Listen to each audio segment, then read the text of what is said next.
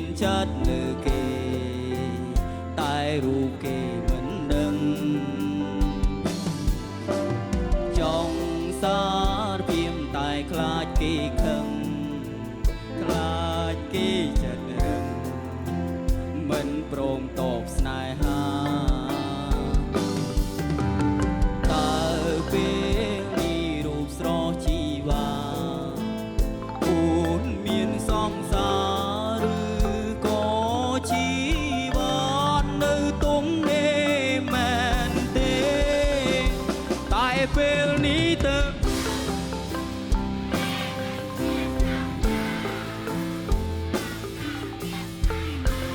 តែខ្លាចវាមិនអាចទៅរួចយើងមិនសមនឹងគេ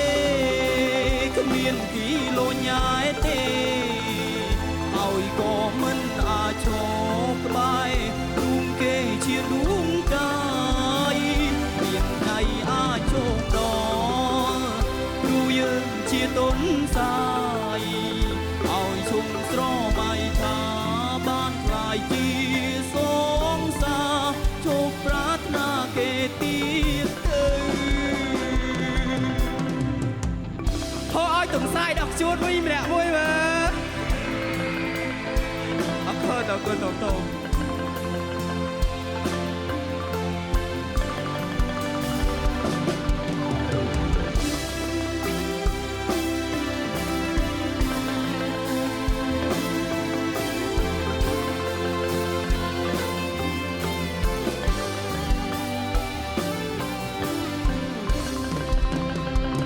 ពេលនេះទៅតាមគេមិនមានសង្សារចង់សារភាពស្នេហាតែខ្លាចវាមិនអាចទៅយើងមិនសមនឹងគេគ្មានពីលោញ៉ែទេឲ្យក៏មិនអាចឈ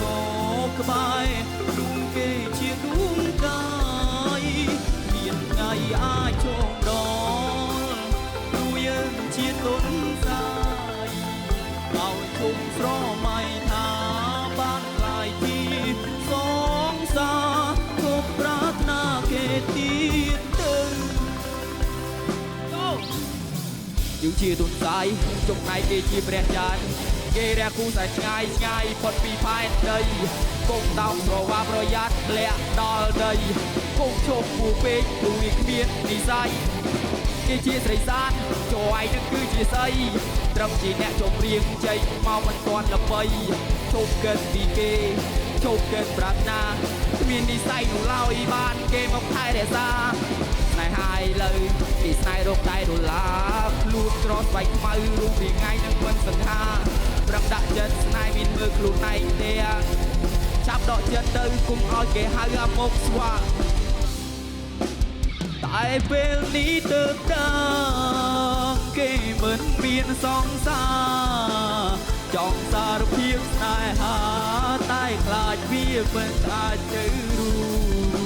ចយើងមិនសមនឹងគេ